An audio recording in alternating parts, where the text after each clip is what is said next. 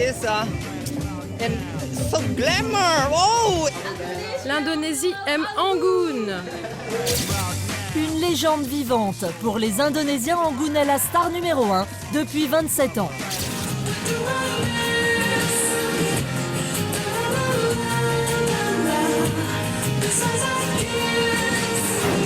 Des chansons ultra populaires là-bas. En France, Anggun, on la connaît plutôt pour ce tube.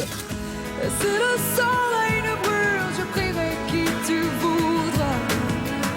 Un titre qui a cartonné. Plus d'1 million d'albums vendus dans 33 pays. À 37 ans, Anggun est devenu une figure de la chanson dans le monde entier. Pour chaque tube, c'est 3 versions qui sont éditées. En indonésien, en français et en anglais. Yang ku cari hanyalah cinta, mulia kamu membujuk. All I'm looking for is only love.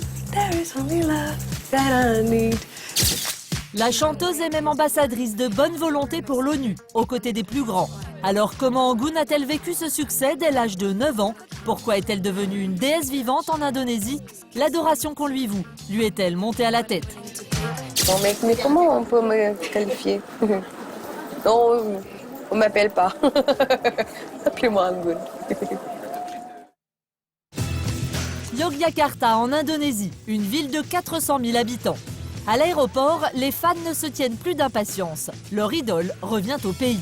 Car depuis ses 21 ans, la chanteuse habite en France. Le retour de l'enfant prodige, 2 heures avant l'arrivée de l'avion, les fans sont sur le pied de guerre, comme à chacune de ses visites. Anggun chante très bien et elle est très jolie et elle est super. Je viens de Berlin et j'ai repoussé tous mes examens juste pour venir la voir. Oh, je suis tellement contente. Je t'aime, Anggun, pour toujours.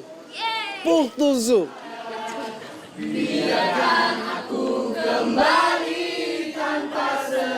Anggun vient en Indonésie pour la promotion de son nouvel album. 20h, l'idole débarque enfin.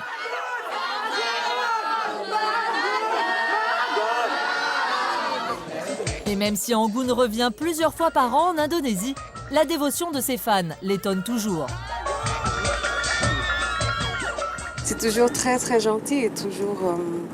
Mais à chaque fois, j'ai toujours. Je suis un peu gênée de ne pas leur consacrer plus de temps. Ils sont assez organisés. Hein. Ils arrivent à trouver des nouvelles, des news, ou parfois même. Avant nous. Oui, mais c'est vrai. Hein. Ils savent des choses avant nous. Ils sont assez débrouillards, j'adore. Un engouement qui ne se limite pas qu'à ses fans. Anggun, c'est un peu la Madonna indonésienne. Alors à l'hôtel, on se plie en 4 pour son arrivée. Suite royale au dernier étage de l'établissement, personnel aux petits soins, une réception en grande pompe. C'est magnifique. Un hôtel 5 étoiles et une suite de la taille d'un appartement. 60 mètres carrés grand luxe avec un lit king size, une salle de bain avec sol et baignoire en marbre, une opulence à laquelle la chanteuse ne s'est toujours pas habituée. On est toujours bien reçus en Asie en fait. Une fois, j'ai eu une suite de 300 mètres carrés. On ne sait pas quoi en faire. T'étais perdue là. Hein. Bah oui. Et en plus, il n'y avait qu'une seule chambre. Ouais. C'est ridicule. C'est pas 300 mètres carrés, normalement, il y a... C'est un méga appartement. Seule ombre à cette vie de princesse, une petite fille de 3 ans qu'Anggun laisse derrière elle à chaque déplacement. Environ 2 mois de l'année, loin de sa famille, un déchirement qu'aucun luxe ne peut combler. Quand je me déplace ou je voyage autant, et sans ma famille, c'est un peu compliqué. Mais c'est vrai, quand on part 10 jours comme ça, c'est vrai que ça fait un éloignement avec sa fille, c'est difficile. C'est ça qui est difficile, en fait. Ouais, parce que le travail elle-même, moi, je elle est sens toujours pas. super contente de venir ici, mais avec un petit pincement au cœur quand même pour laisser sa fille, mais c'est normal. Le tribut à payer pour une carrière de star. Anggun a chanté dans le monde entier, plus d'une vingtaine de pays, de l'Ukraine à la Turquie. Elle s'est même produite au Vatican pour le pape.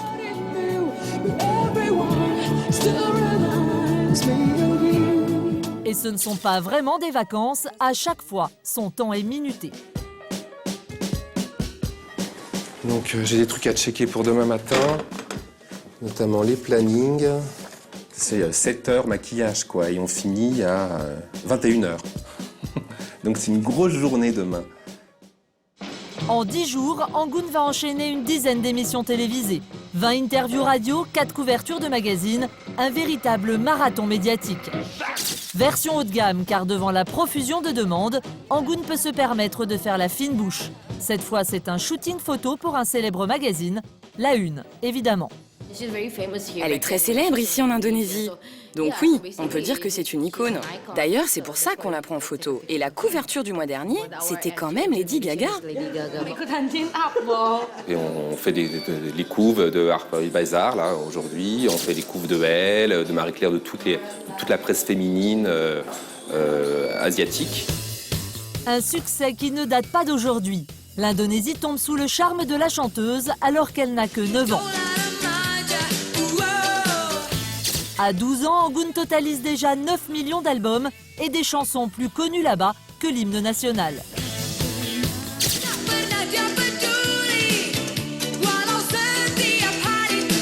Pourtant, à 21 ans, en pleine gloire, Angoun choisit de tout quitter pour tenter sa chance en Europe.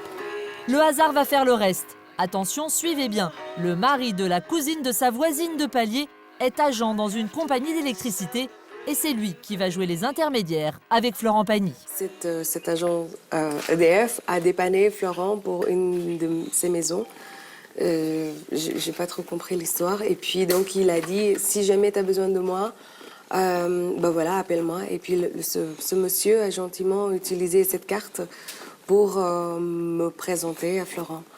Et ça, c'est énorme. Encore une fois. Il va faire le reste. La neige au Sahara est triple disque de platine, édité dans 33 pays.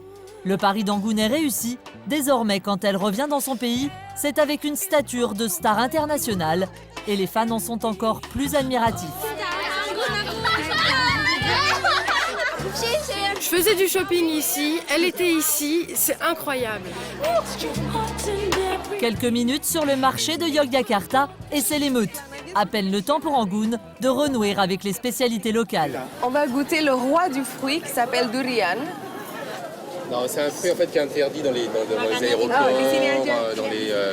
dans les supermarchés. Voilà, oui. Ça sent un peu le C'est comme si tu manges, fromage. voilà.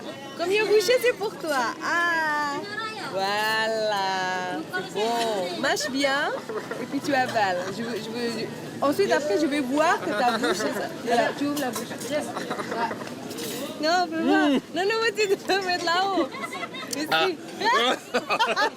c'est fou.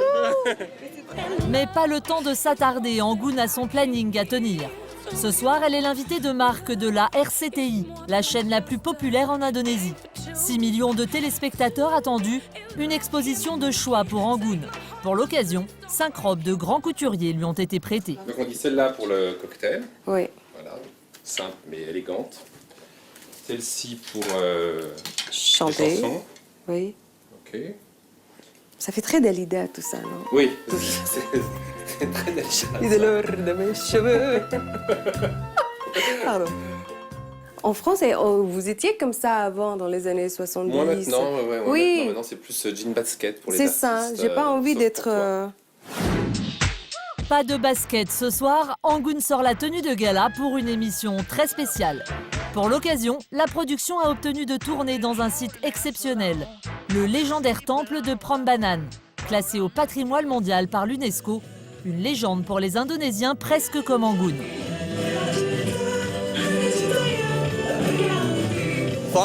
Angoun me rend fier.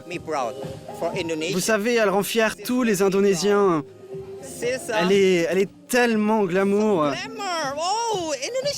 Pour moi, pour mon pays, c'est une artiste internationale. Je ne peux pas le croire. Elle est fantastique. C'est dans la ferveur générale qu'Angoun attaque son show.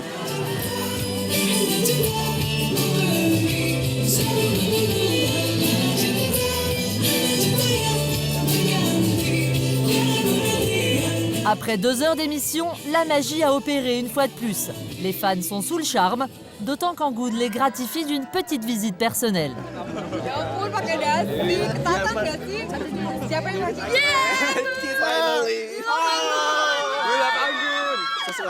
Angoun pour toujours. He knows my name.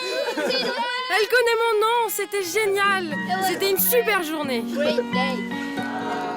Une provision de souvenirs pour ses fans, de quoi patienter jusqu'à la sortie de son prochain album.